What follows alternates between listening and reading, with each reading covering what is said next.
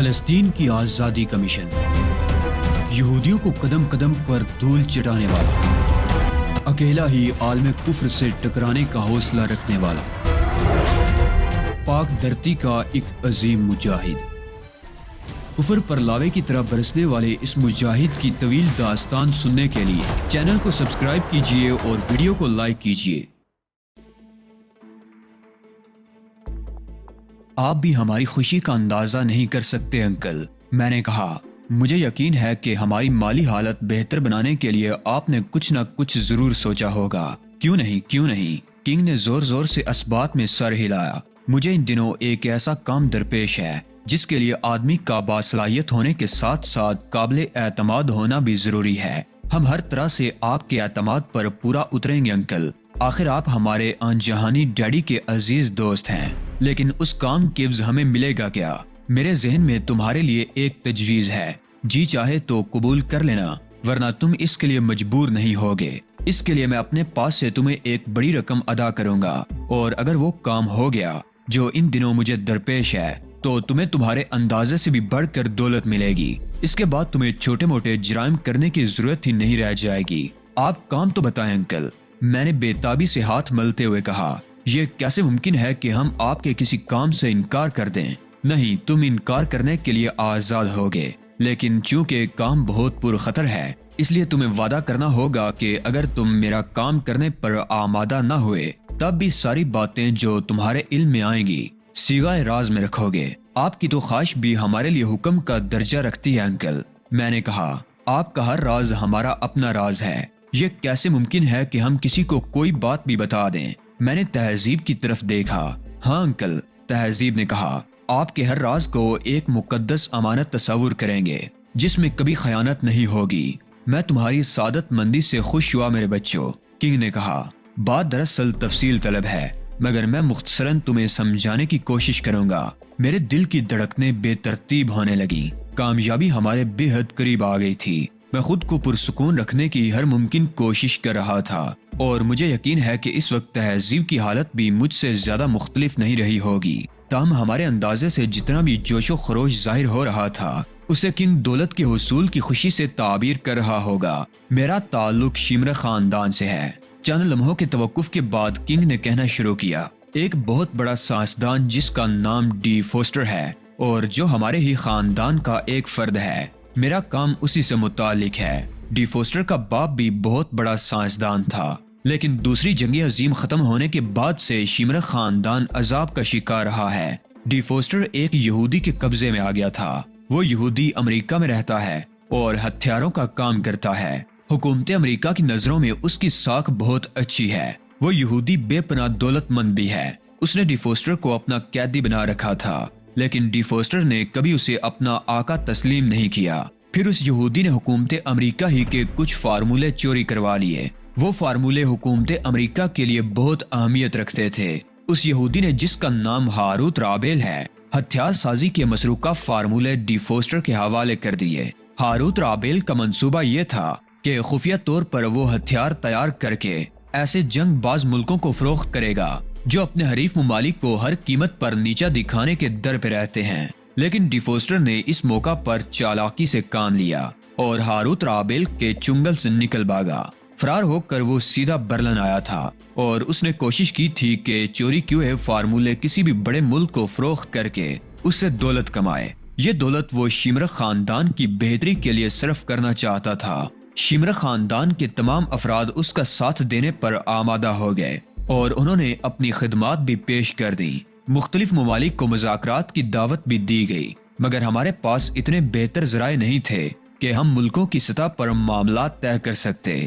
جواب میں ہم سے مختلف ایجنٹوں نے رابطہ قائم کیا، لیکن ہم سے غلطی ہو گئی تھی۔ برلن میں ہم نے بڑے بڑے ملکوں کے جاسوسوں کو جمع کر لیا تھا، جس میں فارمولے خریدنے کے خواہش مند کم اور انہیں چوری کرنے کے در پہ زیادہ تھے۔ نتیجے میں ہمارا ایک بہت ہی اہم کارکن ایلزے فورم مارا گیا۔ اس کی موت کے بعد ڈی فوسٹر خوف زدہ ہو گیا۔ اس سے پہلے بھی چند ایسے واقعات ہو چکے تھے جن کی وجہ سے ڈی فوسٹر بد دل ہو گیا تھا۔ چنانچہ وہ برلن سے بھاگ کر ہمبرگ آ گیا۔ کنگ اٹلس ایک بار پھر خاموش ہو گیا تھا۔ میں نے بے چینی سے پہلو بدلا اور اس کے دوبارہ بولنے کا انتظار کرنے لگا۔ منزل بس چند قدم کے فاصلے پر رہ گئی تھی۔ اب صورتحال یہ ہے کہ کئی ممالک کے ایجنٹ اس کے پیچھے لگے ہوئے ہیں۔ چند لمحے کچھ سوچنے کے بعد کنگ نے دوبارہ سلسلہ کلام جوڑتے ہوئے کہا، شیمر خاندان کے افراد نے اس کی مدد کرنے کا بیڑا اٹھایا تھا۔ ان میں سے بہت سے تو ہاتھ کھینچ چکے ہیں، مگر چند ایک افراد اب بھی اس کے ساتھ ہیں۔ میں خود بھی اس کی مدد کرنے کی ہر ممکن کوشش کر رہا ہوں، لیکن اب مجھے احساس ہو رہا ہے کہ میں یہ کام آسانی سے نہیں کر سکوں گا، بلکہ شاید اس مشکل ترین کام کو پایہ تکمیل تک پہنچانا میرے لیے اب ممکن ہی نہیں رہا۔ ادھر ڈی فوسٹر ایک عذاب میں گرفتار ہو گیا ہے۔ چوری کیے ہوئے فارمولوں کو فروخت کر کے اربوں ڈالرز کے حصول کا منصوبہ تو پسے پشت جا پڑا ہے، بلکہ اب تو ڈی فوسٹر کی جان کے ہی لالے پڑ گئے ہیں۔ کنگ پھر خاموش ہو گیا۔ میں سمجھ نہیں سکا انکل کہ ہم اس سلسلے میں کس طرح آپ کے کام آ سکتے ہیں۔ میں نے کہا، تم نہیں سمجھے۔ کنگ نے کہا، دراصل میں ڈی فوسٹر کی مدد اس لیے نہیں کر پا رہا کہ میں ان لوگوں کی نظروں میں آ چکا ہوں۔ ہم دونوں کا تعلق شیمر خاندان سے ہی ہے نا۔ بات کچھ میری سمجھ میں آ رہی ہے۔ میں نے کہا، غالباً آپ کا مقصد یہ ہے کہ اب اس معاملے کو پایہ تکمیل تک پہنچانے کے لیے ایسے افراد سامنے لائے جائیں جن سے ڈی فوسٹر کا کوئی تعلق نہ ہو۔ تم بالکل ٹھیک سمجھے میرے بچے۔ مجھے خوشی ہے کہ تم بہادر ہونے کے ساتھ ساتھ ذہین بھی ہو۔ کنگ اٹلس خوش ہو کر بولا، لیکن انکل یہ بھی تو بتائیے نا کہ آپ اس سلسلے میں ہم سے کیا کام لینا چاہتے ہیں، چونکہ یہ کام کرنے کے لیے باصلاحیت ہونے کے ساتھ ساتھ آدمی کا غیر متعلق اور قابل اعتماد ہونا بھی ضروری ہے، اور تم میں بیک وقت تینوں صلاحیتیں موجود ہیں۔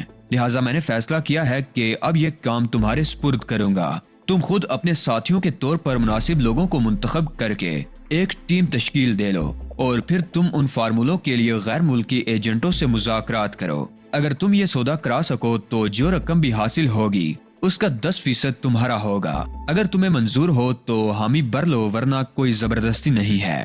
ہمیں منظور ہے انکل، میرے بجائے تہذیب بول اٹھی، اور میں اسے گورنے لگا۔ تم دونوں آپس میں مشورہ کر لو، ضروری تو نہیں ہے کہ تم فوراً ہی حامی بھر لو۔ کنگ نے مجھے تہذیب کو گورتے دیکھ کر کہا، یہ بات نہیں ہے انکل۔ میں نے گڑبڑانے کی اداکاری کرتے ہوئے کہا، دراصل یہ معاملہ میری سوچ سے کہیں زیادہ بڑھ کر ہے، اور اس میں خطرات بھی حد سے زیادہ ہیں۔ خطرات تو ہیں، کنگ نے کہا۔ اب یہی دیکھ لو کہ کیمپ پر جو لوگ حملہ آور ہوئے تھے ان کے بارے میں نے تم سے غلط بیانی کی تھی کہ وہ کارروائی پیشہ ورانہ رقابت کا نتیجہ تھی، جبکہ حقیقت میں اس عملے کی پشت پر ایسے ہی کچھ غیر ملکی ایجنٹ تھے جو فارمولے کو زبردستی چھین کر لے جانا چاہتے تھے۔ مجھے اندازہ ہے انکل، میں نے کہا، اسی لیے میں چاہ رہا تھا کہ پہلے اس سلسلے میں ایسا لاہے عمل ترتیب دیا جائے جو قابل عمل ہونے کے ساتھ ساتھ ناقابل شکست بھی ہو، اور اس میں کامیابی کے 100% امکانات ہوں۔ بس اتنی سی بات تھی، ورنہ مجھے اس معاملے کو ہاتھ میں لینے سے کوئی انکار نہیں ہے۔ میں نے تو تمہیں ساری معلومات بہم پہنچا دی، اب لاہے عمل ترتیب دینا تمہارا کام ہے۔ کس طرح کام کرتے ہو مجھے اس سے کوئی غرض نہیں ہے، بس کامیابی یقینی طور پر ہونی چاہیے۔ ڈی فوسٹر کہاں ہے؟ میں نے اچانک ہی سوال کیا، اور کنگ گہری نظروں سے مجھے دیکھنے لگا۔ ڈی فوسٹر سے ملاقات کیے بغیر تم یہ کام نہیں کر سکتے، اس نے کہا۔ نہیں، یہ معاملہ بہت گمبھیر ہے، اور میں کوئی پہلو تشنا نہیں چھوڑنا چاہتا، اس لیے اگر آپ اس سے ہماری ملاقات کا بندوبست کر دیں تو معاملات میرے ذہن میں صاف ہو جائیں گے، اور ہم زیادہ بہتر طور پر کام کر سکیں گے۔ کنگ اٹلس سر کھجانے لگا۔ چند لمحات تک وہ کسی بات پر غور کرتا رہا، پھر بولا، میں تمہیں اس سے ملوا تو سکتا ہوں، لیکن اس طرح خطرات بڑھ جائیں گے۔ خطرات کی میں نے نہ تو ماضی میں کبھی پرواہ کی ہے، اور نہ ہی مستقبل میں ایسا کوئی ارادہ ہے۔ اس کے لیے تمہیں خاصا طویل سفر کرنا پڑے گا۔ پرواہ نہیں ہے، میرا خیال ہے ہمارا کمیشن ہی کروڑوں ڈالرز تک جا پہنچے گا، اور اتنی رقم حاصل کرنے کے لیے ہم جہنم تک سفر کرنے کو تیار ہیں۔ کنگ کے ہونٹوں پر مسکراہٹ نظر آئی۔ ٹھیک ہے، میں تمہیں روڈیلبو کے پاس بھیجے دیتا ہوں، وہ تمہیں ڈی فوسٹر سے ملوا دے گا۔ ڈی فوسٹر اسی کی حفاظت میں ہے۔ یہ روڈیلبو کون ذات شریف ہیں؟ میں نے پوچھا۔ ہمارے خاندان کا ہی ایک فرد ہے، اس کا بھی ایک ایسا ہی کیمپ ہے جیسا میرا ہے۔ میں تمہیں اس کے پاس بھیجے دیتا ہوں، لیکن جو کچھ بھی کرو بے حد محتاط ہو کر کرنا۔ دشمن چاروں طرف بکھرے ہوئے ہیں، اور ہماری ہر نقل و حرکت پر ان کی نظر ہے۔ ہم اس کام کو کرنے کی ذمہ داری قبول کر چکے ہیں، اس لیے یہ ساری باتیں سوچنا ہمارا کام ہے۔ ہمیں آپ روڈیلبو کے پاس بھیجنے کا بندوبست کر دیں۔ ڈی فوسٹر سے ملنے کے بعد ہم کام کا آغاز کر دیں گے۔ ویسے کیا ڈی فوسٹر کو علم ہے کہ کون کون سے ممالک کے ایجنٹ اس سے رابطہ قائم کر چکے ہیں؟ ہاں کیوں نہیں، کنگ اٹلس نے کہا۔ دراصل یہ معاملات بہت ہی پیچیدہ ہیں اور ہمارے لیے نئے بھی ہیں۔ ہم تو اسمگلر قسم کے لوگ ہیں، ملکی رازوں کی خرید و فروخت کا ہمیں کوئی تجربہ نہیں ہے۔ اسی بنا پر ڈی فوسٹر مایوس ہو چلا ہے۔ کیا میں پورے اعتماد سے تمہیں اس کے پاس بھیج سکتا ہوں؟ یہ فیصلہ کرنا تو آپ کا کام ہے انکل، میں نے چال بازی سے کام لیتے ہوئے کہا، لیکن فیصلہ تو آپ پہلے ہی کر چکے ہیں۔ آپ نے ہم پر اندھا اعتماد کیا ہے اور ہمیں اتنے اہم راز میں شریک کر لیا ہے، ورنہ ایسے معاملات کی تو کوئی کسی کو ہوا بھی نہیں لگنے دیتا۔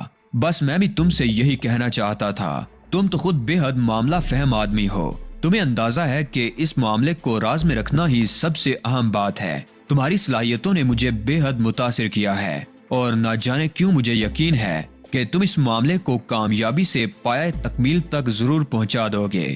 ہم آپ کی توقعات پر پورا اترنے کی کوشش کریں گے، تہذیب نے کہا۔ آپ ہماری روانگی کا بندوبست کر دیجئے، تم دونوں تیار رہو، کنگ اٹلس بولا۔ جیسے ہی کسی مناسب ذریعے کا بندوبست ہوا میں تمہیں روڈیلبو کے پاس بھجوا دوں گا۔ ٹھیک ہے انکل، تہذیب مالکم ایکس نے کہا، ہم تیار ہیں، تم دونوں اب یہیں مقیم رہو گے، تمہارا سامان یہیں پہنچ جائے گا، کنگ نے کہا اور ہمیں وہیں چھوڑ کر واپس چلا گیا۔ ہمارا ٹھکانہ تبدیل ہو گیا تھا، لیکن چونکہ یہ جگہ بھی بہت آرام دہ تھی اس لیے اس تبدیلی سے ہماری صحت پر کوئی اثر نہیں پڑا۔ یہ کیا حرکت تھی تہذیب، کنگ کے جانے کے بعد میں نے آنکھیں نکالی، تم تو کنگ کے ساتھ مل کر مجھے ٹونی کے ہاتھوں مروا دینے پر تل ہی گئی تھی۔ تہذیب ہنسنے لگی، مجھے تمہاری صلاحیتوں پر بڑا ناز ہے علی، اسی لیے جب کنگ مجھے کیمپ میں ملا اور اس نے پہلے ہی کی طرح پھر اس بات پر شبہ کا اظہار کیا کہ ہم دونوں نے کس طرح ان حملہ کا مقابلہ کیا ہوگا، تو میں نے اس سے کہا کہ وہ تمہاری صلاحیتوں کا امتحان کر لے۔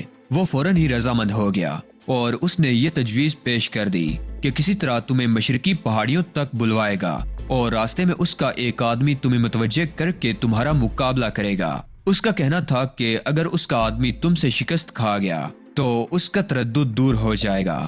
بتاؤ ایسی صورت میں اس سے متفق ہونے کے سوا اور کیا چارہ تھا؟ وہ کمبخت اس تجویز کو فوراً ہی عملی جامہ پہنانے پر بھی مصر ہو گیا۔ میں نے کوشش کی تھی کہ کسی طرح اس تجویز پر عمل درآمد ملتوی کرا دوں اور تمہیں اس کے عزائم سے آگاہ کر دوں، مگر اسے بھی اس چیز کا اندازہ تھا اگر میں اس سے زیادہ 3-5 کرتی تو کیا وہ تمہاری طرف سے مشکوک نہ ہو جاتا۔ اور وہ چاقو والا کیا معاملہ تھا؟ میں نے غصیلے لہجے میں کہا۔ کنگ نے ٹونی سے کہا تھا کہ وہ فائر کر کے تمہیں اپنی طرف متوجہ کرے گا اور اس کے بعد دو بدو تم سے مقابلہ کرے گا۔ ٹونی نے بتایا کہ اس کے پاس ایک چاقو بھی ہے، کیا وہ چاقو استعمال کر سکتا ہے؟ کنگ نے اسے سختی سے منع کر دیا، بلکہ وہ تو اسے چاقو واپس لے رہا تھا، لیکن درمیان میں نے مداخلت کی اور ٹونی کو چاقو کے استعمال کی اجازت دے دی۔ کنگ نے مجھے بھی سمجھانا چاہا کہ ٹونی چاقو استعمال کرنے کا ماہر ہے اور اس سے تمہاری زندگی کو یقینی خطرہ لاحق ہو جائے گا، لیکن میں نے تمہارے بارے میں کہا کہ تم چاقو کے استعمال میں تو ماہر نہیں ہو، مگر اس کے علاوہ تم میں ایسی حیرت انگیز خصوصیات موجود ہیں جن کے سامنے چاقو بازی کے ماہر کی حیثیت بچوں کی سی ہوگی۔ کسی نے سچ کہا ہے، نادان دوست کے مقابلے میں دانا دشمن بہتر ہوتا ہے۔ میں نے ایک ٹھنڈی سانس لے کر کہا، ارے میں پوچھتا ہوں اس حماقت کی ضرورت کیا تھی؟ چاقو تو میرے لگ بھی سکتا تھا، تم نے اس کی مہارت نہیں دیکھی۔ میں نے دانت پیسے۔ جب اس نے تم پر چاقو نکالا تھا اور میں نے اس کے سامنے تمہاری حالت دیکھی تھی تو سچی بات ہے مجھے افسوس ہونے لگا تھا کہ میں نے اسے اس کی اجازت کیوں دی۔ اس دوران میرے جسم کا آدھا خون تو یقیناً خشک ہو گیا ہوگا، لیکن اب سوچتی ہوں کہ جو کچھ ہوا بہت اچھا ہوا۔ ہاں تہذیب، میں نے سنجیدگی سے کہا، کنگ پر گہرا اعتماد قائم کرنے کے لیے یہ بہت ضروری تھا۔ اب وہ ہمارا بے دام کا غلام بن گیا ہے، لیکن تم نے یہ بہت اچھا کیا کہ جب رائفل تمہارے قبضے میں آ گئی تھی تو تم نے اسے گولی نہیں ماری اور اس کا مقابلہ دو بدو کیا۔ اس طرح کنگ پر اور زیادہ روب پڑ گیا۔ ارے تو کیا میں نے وہ سب کسی کو دکھانے کے لیے کیا تھا؟ میں تو ٹونی پر پہلے سے ادار کھائے بیٹھا تھا، اس کی جگہ کوئی اور ہوتا تو میں نے اسے گولی مار کے اپنی راہ لی ہوتی۔ ان ساری باتوں کو ہم تائید ایزدی کے علاوہ اور کچھ نہیں کہہ سکتے۔ اب دیکھو خیریت سے ڈی فوسٹر تک پہنچ جائیں تو بات ہے۔ تم نے بڈ کے بارے میں بھی کچھ سوچا؟ میں نے دفعتاً چونک کر کہا، ہمارا ٹھکانہ تبدیل ہو گیا اور اسے علم تک نہیں ہے۔ ہمیں اتنا موقع ہی کب ملا کہ ہم اسے مطلع کر سکیں؟ تہذیب نے کہا، اب یہ بھی معلوم نہیں کہ روڈیلبو سے ملاقات کے بعد حالات کس قسم کی کروٹ لیں گے۔ گویا بٹ کو اس تبدیلی سے آگاہ کرنے کی کوئی صورت نکالی جائے۔ میں نے پوچھا، سچی بات تو یہ ہے کہ میں بٹ کی طرف سے زیادہ فکر مند نہیں ہوں، اس لیے کہ وہ شکاری کتوں کی طرح بو سونگتا ہوا ہم تک پہنچ جاتا ہے۔ اگر وہ ہم تک پہنچنے میں ناکام ہو گیا تب بھی کم از کم وہ واپس تو جا ہی سکتا ہے، اس لیے میں اسے کچھ بتانا ضروری نہیں سمجھتی۔ ویسے بھی اس کا موقع نہیں ہے۔ دوپہر تک ہمارا سامان ہمارے پاس پہنچ چکا تھا، جیسے اس سے قبل چولداری سے چوبی مکان میں منتقل کیا گیا تھا۔ وہ دن ہم نے اسی لگژری غار میں بسر کیا، ہمیں کسی قسم کی تکلیف نہیں تھی اور ہمارے کھانے پینے کا معقول بندوبست کر دیا گیا تھا۔ دن کے بعد رات بھی سکون سے بغیر کسی واقعے کے گزر گئی۔ اگلے روز صبح 9:30 بجے کے قریب باہر کسی گاڑی کی آواز سنائی دی۔ میں نے باہر نکل کر دیکھا، کنگ اٹلس ایک لینڈ روور سے اتر رہا تھا۔ میں اس کے ساتھ اندر واپس آ گیا۔ یہ گاڑی تمہارے استعمال کے لیے ہے، کنگ نے مجھ سے کہا۔ میں نے خفیہ ذرائع سے روڈیلبو کو اطلاع بھجوا دی ہے، وہ تم سے مکمل تعاون کرے گا۔ لیکن اس نے ڈی فوسٹر کو کہاں رکھا ہے؟ میں نے کہا، ہمارا مقصد تو ڈی فوسٹر سے ملنا ہے۔ یہ بات تو تمہیں روڈیلبو ہی بتا سکے گا کہ اس نے ڈی فوسٹر کو کہاں رکھا ہے۔ کیوں، کیا تمہیں نہیں معلوم کہ ڈی فوسٹر کس جگہ ہے؟ میں نے حیرت سے پوچھا۔ نہیں، دراصل خطرات اتنے بڑھ چکے ہیں کہ ہم اسے چھپائے چھپائے پھر رہے ہیں۔ اس کی زندگی خطرے میں ہے اور وہ خود بھی کچھ بد دل سا ہو گیا ہے۔ لیکن اب ہم اس سارے معاملے میں اس حد تک پھنس چکے ہیں کہ اگر خود ڈی فوسٹر اس سے دستبردار ہونا چاہے تب بھی ہم اسے اس کی اجازت نہیں دے سکتے۔ میں سمجھتا ہوں انکل، میں نے کہا، کسی راستے پر کافی آگے بڑھ جانے کے بعد واپسی آسان نہیں ہوتی۔ ہاں، اور پھر خود ہم بھی تو اس سے بہت سی توقعات وابستہ کر چکے ہیں۔ مجھے امید ہے کہ دوران سفر ہمیں جن چیزوں کی ضرورت پڑ سکتی ہے آپ نے ان کا بندوبست بھی کر دیا ہوگا۔ میں نے پوری کوشش کی ہے کہ کسی بھی موقع پر تمہیں کسی چیز کی کمی محسوس نہ ہونے پائے۔ میں نے تمہارے لیے ہتھیاروں کا انتظام بھی کر دیا ہے، اگرچہ اس بات کا کوئی امکان نہیں ہے کہ تمہیں ان کی ضرورت پڑے گی، تاہم محض احتیاط کے پیش نظر میں نے ہتھیار فراہم کرنا بھی ضروری خیال کیا۔ ان لوگوں کے بارے میں کچھ پتا چلا انکل، جنہوں نے کیمپ پر حملہ کیا تھا؟ وہ لوگ کون تھے اور ان کا مقصد کیا تھا؟ تہذیب نے پوچھا۔ میں نے ان کے بارے میں معلومات حاصل کر لی ہیں۔ وہ روسی تھے اور انہوں نے اس حملے کے لیے ایسے لوگوں کو استعمال کیا تھا جو میرے مفادات کے بدترین دشمن ہیں۔ ان کی خدمات خطیر رقم خرچ کر کے حاصل کی گئی تھی اور اس حملے سے ان کا مقصد صرف یہ تھا کہ مجھے خوف زدہ کر دیں تاکہ بعد میں وہ مجھے بلیک میل کر سکیں۔ لیکن ہماری مداخلت کی وجہ سے ان کی سکیم دری کی دری رہ گئی۔ تہذیب نے کہا، اب شاید وہ دوبارہ کیمپ کی طرف آنکھ اٹھا کر بھی دیکھنے کی ہمت نہ کر سکیں۔ ہاں، ان لوگوں سے تمہارا ٹکراؤ میرے لیے بہت مفید ثابت ہوا۔ میرے کئی مخالفین مارے گئے اور اب کم از کم مقامی لوگوں میں سے کوئی اتنی ہمت نہیں کرے گا کہ میرے کیمپ پر حملہ کرے۔ لیکن انکل، روسیوں کے علاوہ اور ملکوں کے ایجنٹ بھی تو ہوں گے؟ میں نے کہا، ہیں، کنگ اٹلس بولا، لیکن روسی اس معاملے میں ضرورت سے زیادہ سرگرم ہیں اور اب مجھے اطلاع ملی ہے کہ کچھ اسرائیلی ایجنٹ بھی یہاں پہنچ گئے ہیں۔ گویا اس وقت ہمبرگ جاسوسوں کے اکھاڑے میں تبدیل ہو چکا ہے۔ تہذیب بولی، بالکل، اور تمہیں جاسوسوں کے اس جرمٹ میں رہ کر کام کرنا ہے۔ اور ہاں، مجھے 4 روسیوں کی موت کی اطلاع بھی ملی ہے۔ وہ چاروں روسی ایجنٹ تھے جنہیں ڈی فوسٹر کی رہائش گاہ پر سائنائڈ کے ذریعے ہلاک کیا گیا تھا، لیکن ان کی ہلاکت کا ذمہ دار ہم میں سے کوئی بھی نہیں ہے۔ یہ کسی اور ہی کا کارنامہ ہے۔ ڈی فوسٹر کی رہائش گاہ؟ میں نے حیرت سے کہا۔